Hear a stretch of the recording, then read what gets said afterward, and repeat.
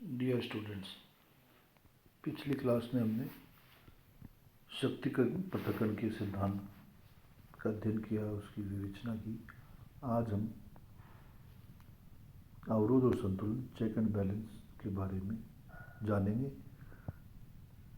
ये दोनों अमेरिकी संविधान की मुख्य विशेषताएं हैं और दोनों एक दूसरे के पूरक हैं। कि सेपरेशन ऑफ पावर्स, जो फ्रेंच विचारक मोंटेस्क्यू की देन है, वो कहता है कि प्रत्येक अंग अपने अपने कार्य क्षेत्र में स्वतंत्र हो, अपने ही कार्य क्षेत्र तक सीमित रहे, तभी स्वतंत्रता स्थापित हो सकती है और प्रत्येक अंग अपना अपना कार्य कर सकता है। तो मूलतः हम देखते हैं कि यह सिद्धांत हम देखते हैं कि वर्तमान में सभी देशों में सेपरेशन ऑफ पावर्स नज़र आता है, पर व्यवहार में अमेरिका में ही है। सिद्धांत और व्यवहार में कोई अंतर नहीं है। और हम देखते हैं कि अमेरिकी संविधान की मुख्य विशेषताओं में इसमें स्थान दिया है। पर कुछ लोगों के द्वारा ये कहा गया कि जब प्रत्येक अपने अपने कार्य क्षेत्र अपने ही कार्य क्षेत्र तक सीमित रहेगा, तो उसकी स्थिति क्या बनेगी कि अभी उसमें लगेगा कि ये निरंकुश हो जाएंगे। तो निरंकुश होने के लिए ये स्थापित नहीं किया गया या इसका प्रतिपादन नहीं किया गया। सिर्फ इसका प्रतिपादन तो सेपरेशन ऑफ पावर्स के इस दृष्टिकोण से किया गया कि शासन की समस्त शक्तियाँ, जो वर्तमान में आजकल हम कार्यपालिका व्यवस्था न्यायपालिका में विभक्त करते हैं, उनका केंद्रीकरण नहीं हो। क्योंकि ये पूर्व में देखा गया कि जब राजतंत्र थे तो शक्तियों का केंद्रीकरण एक व्यक्ति के हाथ में केंद्रित होता था और शासन व्यवस्था निरंकुश रूप में स्थापित होती थी। तो उस स्थिति को देखते हुए इस सेपरेशन ऑफ पावर्स का प्रतिपादन हुआ। और पर ब्रिटिश क्या फ्रेंच अमेरिकी संविधान निर्माताओं ने चेक एंड बैलेंस, अवरोध और संतुलन की विशेषता को भी उस अपने संविधान में विशेष स्थान दिया और उसके लिए कहा जाता है कि वो उसके पूरक के रूप में चलती है। तो हमें और उसी रूप में उसको ग्रहण करना चाहिए। अवरोध और संतुलन ये कहता है कि प्रत्येक अंग पर अन्य दो अंग नजर रखते हैं, जिससे कि वो अपनी शक्तियों का दुरुपयोग नहीं कर सके, और इसलिए उसको उस कार्य दुरुपयोग करने से रोकने के लिए अवरोध और संतुलन की व्यवस्था की गई। चेक एंड बैलेंस की प्रत्येक हर समय एक अंग पर अन्य दो अंग नजर रखेंगे कि कोई भी अंग, अब उन्होंने कहा कि सेपरेशन ऑफ पावर्स कहाँ तक, तो सेपरेशन ऑफ पावर्स उसी स्थान तक होगा कि जब अपने क्षेत्र में सीमित होंगे और अपने अधिकार क्षेत्र में स्वतंत्र होंगे और अपने अधिकार क्षेत्र तक सीमित रहेंगे। पर जब कभी भी कोई भी अंग अपनी सीमाओं से बाहर जाकर कार्य करने की कोशिश करेगा तो उसे उस पर नज़र रखने वाले अंग उसको वो कार्य करने से रोक देंगे, उसको नियंत्रित कर लेंगे। तो फिर कुछ लोग आलोचक ये कहते हैं कि फिर तो मूल भावना का, सेपरेशन ऑफ पावर्स का ही मतलब नहीं रह जाएगा। तो हमें ये देखना है कि हमें उसको उस रूप में नहीं देखना, हमें देखना है कि ये पूरक के रूप में है, उसको सहयोग करने के लिए है, व्यवस्थित रूप से शासन व्यवस्था को संचालित करने के लिए अवरोध और संतुलन की व्यवस्था की गई है, न कि उसको बाधा उत्पन्न करने के लिए या उसकी मूल भावना को खत्म करने के लिए। जैसे हम देखते हैं चेक एंड बैलेंस में कि कांग्रेस, जो अमेरिकी व्यवस्थापिका है, उस पर किस प्रकार से नियंत्रण होता है।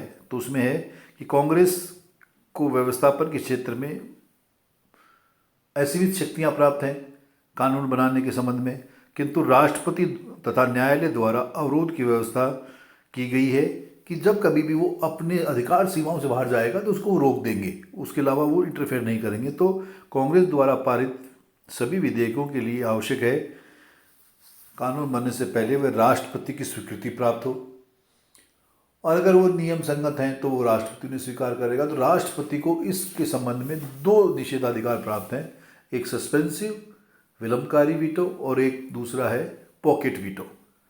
सस्पेंसिव वीटो में राष्ट्रपति व्यवस्थापिका द्वारा बनाए कानूनों को लौटा सकता है, पर अगर व्यवस्थापिका उनको उसी रूप में पारित करना चाहती है तो 2/3 बहुमत से पारित करके भेजी तो राष्ट्रपति उसको स्वीकार करने के लिए तो विलंब कर सकती है। दूसरा है पॉकेट वीटो। पॉकेट वीटो का मायना है सस्पेंसिव हो गया, जे भी निषेधाधिकार, उसका है कि कोई भी विधेयक जो सत्र के आखिरी 10 दिनों में पेश किया जाता है सदन में, और उसको, क्योंकि हमने देखा कि 10 दिन तक रोकने का अधिकार प्राप्त है, 10 दिन में उसको सुझाव देकर लौटा दे या उसको पारित करके लौटा दे, तो उस स्थिति में इनको लौटाने का अधिकार है। तो और 10 दिन तक रोकेगी, और तो सत्र के अंतिम 10 दिनों में जो पेश किए जाते हैं उनको अगर कानून नहीं बना देने से रोकना चाहती है तो वो उसको पारित नहीं करेगी, और 10 दिन के बाद जैसे ही सत्र समाप्त होगा वो विधेयक भी समाप्त हो जाएंगे। तो ये अधिकार राष्ट्रपति को प्राप्त है। और ऐसे ही तो वीटो के द्वारा वो उनके कार्यों को रोक सकता है। राष्ट्रपति कांग्रेस के अधिवेशन के अंतिम 10 दिनों में कर सकता है। वो पॉकेट वीटो के संबंध में आगे उल्लेख, संविधान के अनुसार राष्ट्रपति किसी विधेयक को 10 दिन तक स्वीकृत या अस्वीकृत कर सकता है। फिर ऐसे ही कांग्रेस द्वारा न्यायपालिका का नियंत्रण होता है। न्यायपालिका कांग्रेस के कार्यों को पुनर्लोकन कर सकती है, और यदि वे कार्य संविधान की व्यवस्था के प्रतिकूल है तो उसे अवैध घोषित कर सकती है। तो व्यवस्थापिका के द्वारा बनाए गए नियमों का, कानूनों का वो संविधान की लाइट में उनका अनुसंधान करती है कि क्या उनके द्वारा किया गया निर्णय संविधान के अनुरूप है, तो ठीक है, और अनुरूप नहीं है तो उन्हें वो अवैध घोषित करने का अधिकार रखती है। तो हमने देखा कि कांग्रेस मतलब व्यवस्थापिका और न्यायपालिका दोनों नियंत्रित करने का कार्य करती है। व्यवस्थापिका पर राष्ट्र कार्यपालिका का भी नियंत्रण है और न्यायपालिका का भी है कि कांग्रेस अमेरिकी व्यवस्थापिका और उसके सीनेट और प्रतिनिधि सभा इन दोनों पर नियंत्रण, उन दोनों पर। दूसरी है राष्ट्रपति पर राष्ट्रपति में कार्यपालिका पर नियंत्रण की व्यवस्था क्या है, तो उसमें कि संविधान द्वारा राष्ट्रपति को कार्यपालिका शक्तियाँ दी गई है, जैसे कि किसी भी देश के साथ संधि करना, किसी भी देश में युद्ध की घोषणा करना, अपने मंत्रिमंडल के सदस्यों की नियुक्ति करना, तो ये अन्य राजनयिक नियुक्तियां करना, सेनाध्यक्षों की नियुक्तियां करना, तो ये अधिकार कार्यपालिका में राष्ट्रपति को प्राप्त है या कार्यपालिका को प्राप्त है। परंतु संविधान में ये व्यवस्था की गई है कि अमेरिकी राष्ट्रपति कोई भी कार्यपालिका संबंधी निर्णय करेगा तो उसकी पुष्टि करवाएगा सीनेट से, मतलब कांग्रेस के उच्च सदन से, और तब तक वो प्रभावी नहीं होंगी जब तक वो स्वीकृत नहीं करवा लेगा उनसे। तो राष्ट्रपति सीनेट की स्वीकृति बिना नियुक्तियां नहीं कर सकेगा।